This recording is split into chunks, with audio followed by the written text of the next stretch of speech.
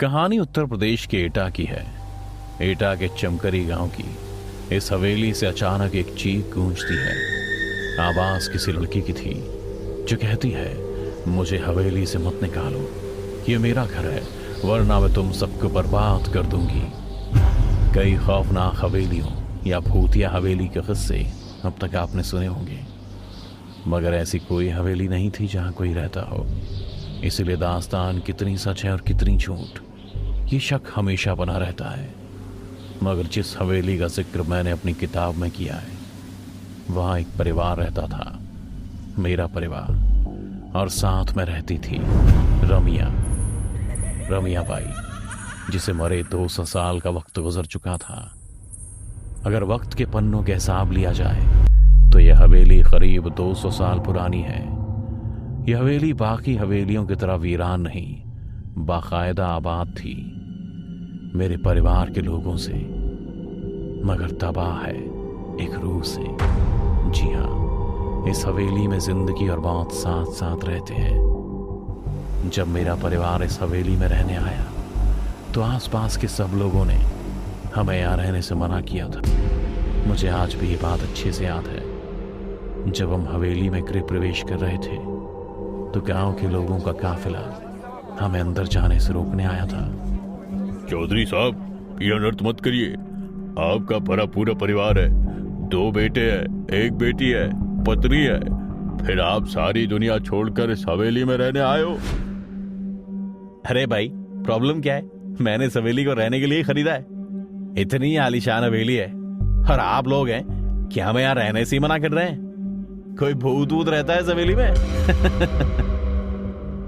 रहता है नहीं साहब, रहती है। तवायफ रमिया बाई रहती है इस हवेली में। कितने लोगों ने इस हवेली को खरीदा और अपना परिवार तबाह करके चले गए। इतने बुरे हालात हुए कि उनकी लाशों को चिता देने के लिए कोई उनका अपना जिंदा नहीं बचा था। गांव वालों और पापा के बीच में ये बहस घंटों तक चली, पर मेरा सारा ध्यान अभी भी हवेली पर ही था। वैसे पापा ने सही कहा था, हवेली दिखने में तो आलीशान थी। मैं बाहर खड़ा हवेली को ही निहार रहा था कि तभी मैंने देखा एक औरत हवेली की छत पर पैर लटकाए हमें ही देख रही है। दिखने में डरावनी थी, बाल भी इस तरह बिखरे कि कोई देखकर ही पागल गए। पर इससे पहले मैं इस औरत का जिक्र किसी से कर पाता, वो मेरी आंखों से ओझल हो गई। मैंने इसे अपने लड़कपन का वहम समझ बुला दिया। इधर पापा और गांव की बहस का कोई नतीजा नहीं निकला। पापा अपनी जिद पर अड़े रहे और गांव वाले अपनी। थक हार कर पापा हम सबको साथ लिए गुस्से में हवेली के अंदर चल दिए। पर हवेली के अंदर जाने से पहले मुझे गांव वालों का कहा आज भी अच्छे से याद है। चौधरी साहब, हवेली के बाहर ही खाली अर्थी छोड़ के जा रहे हैं, आपको जल्दी इसकी जरूरत पड़ेगी। पापा ने गांव वालों की इस बात को हवा में उड़ा दिया। हम पापा के साथ हवेली के अंदर जा ही रहे थे कि तभी मैंने देखा वही औरत अब हवेली की खिड़की से हमें ही अंदर आते देख रही है। इस बार मैंने जानबूझकर किसी से कुछ नहीं कहा। मैंने पहले ही सोच लिया था कि मैं अपने भाई बहन के साथ मिलकर इस औरत को ढूंढ निकालूंगा। मैंने ये बात अपने छोटे भाई अनुज और बड़ी बहन पल्लवी को बताई तो वो लोग भी मेरे साथ खेल खेलने को तैयार हो गए। रात होते हम सबसे पहले तो छत पर गए, जहां सबसे पहले मैंने उस औरत को देखा था, और फिर उस कमरे में जिसकी खिड़की से वो हमें अंदर आते देख रही थी। पर तीनों भाई बहन में से किसी एक को कुछ नहीं मिला। बस पायलों की छन छन सुनाई देती थी, बस कोई दिखाई नहीं देता था।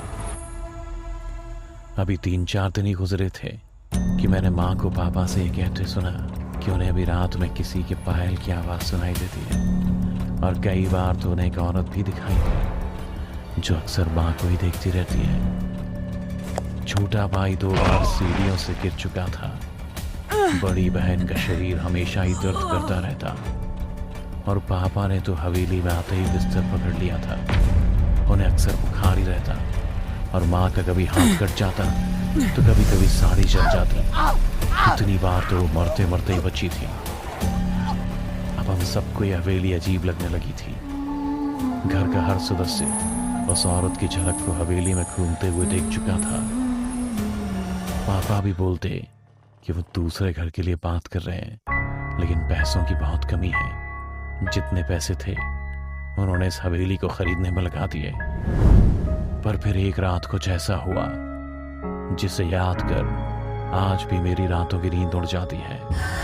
दरअसल डर के मारे अब हम सब एक ही कमरे में सोने लगे थे। रात के 3 बज रहे थे कि अचानक ही कोई हमारे कमरे का दरवाजा पीटने लगा। सबकी नींद एक पल में खुल गई। इससे पहले कि हम में से कोई कुछ समझ पाता, मेरा छोटा भाई अनुज हवा में ऊपर उठ गया था। उसकी हड्डियां कड़ने लगी थी। वो दर्द के मारे रो रहा था, चीख रहा था, पर वो इतना ऊपर था कि कोई उसे छू भी नहीं पा रहा था। हम सब ने उसे नीचे लाने की बहुत कोशिश की, पर सब नाकामयाब रहे। माँ, ये आंटी बहुत डरावनी है, मेरा गला दबा रही है, मुझे दर्द हो रहा है। माँ, ये मुझे मार डालेगी। पापा, मुझे बचा लो, ये आंटी मुझे मार डालेगी।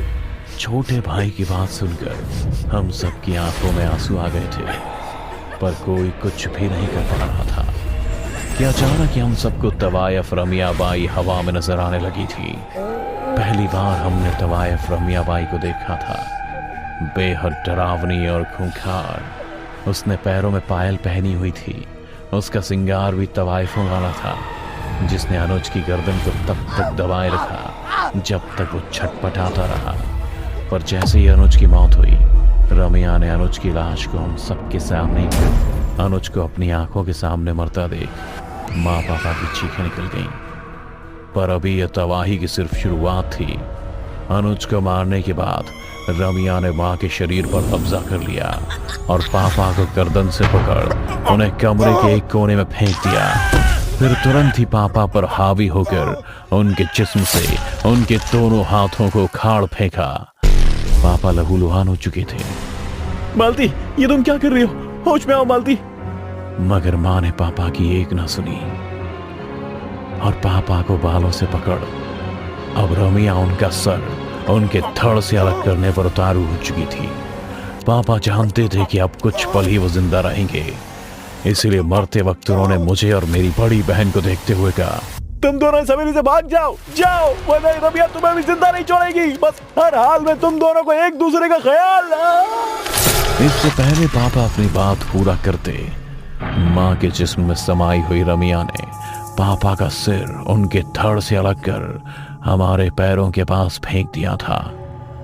पापा को मरते देख हम दोनों भाई बहन डर के मारे कांपने लगे थे। पर तभी मेरी बड़ी बहन मुस्कान ने मेरा हाथ पकड़ा और हवेली से बाहर जाने को दौड़ पड़ी।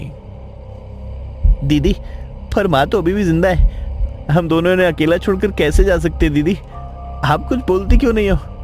पर दीदी ने मेरी किसी भी बात का कोई जवाब नहीं दिया, क्योंकि वह हर हाल में मुझे जिंदा रखना चाहती थी और पूरे जी जान से हवेली से बाहर जाने के लिए दौड़ रही थी। तभी हमारे पैर जम से गए।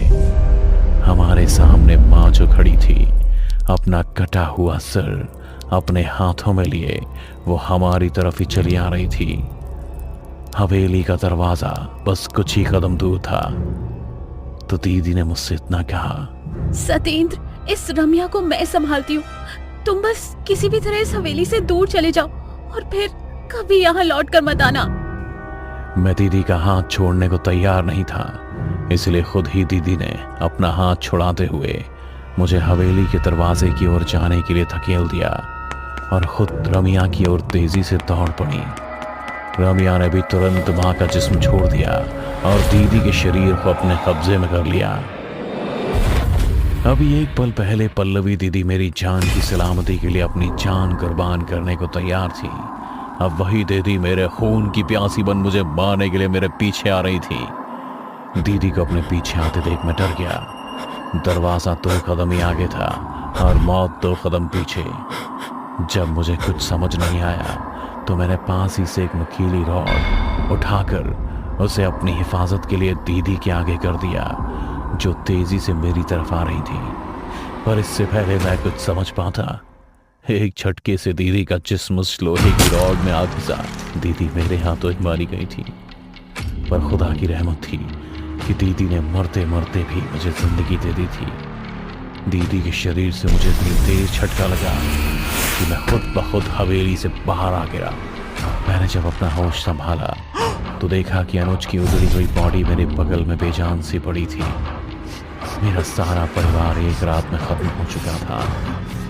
मैं रात भर बस उस हवेली को देखता रहा और रोता रहा। रमिया भी मुझे कभी खिड़की से तो कभी हवेली की छत पर से रोता हुआ देखती रहती। अगली सुबह गांव के पास जब ये सब खबर पहुंची तो सब लोग मेरी मदद के लिए आ गए। इस बीच मेरी नजर उस अर्थी पर पड़ी जो गांव वालों ने हवेली के बाहर ये कहकर रख दी थी कि जल्दी हमें इसकी जरूरत पड़ेगी, और उनका कहना सच हो गया। अब अर्थी एक थी और लाशें 4। अपने परिवार का अंतिम संस्कार करने के बाद मैं फिर कभी उस हवेली में नहीं गया। तो बस इतनी सी थी ये कहानी जिसे मैंने अपनी इस किताब में बयान किया है, जिसे आप लोग बहुत पसंद कर रहे हैं। लेकिन सवाल ये था कि आखिर कौन है ये लड़की और इसका इस हवेली से क्या रिश्ता था।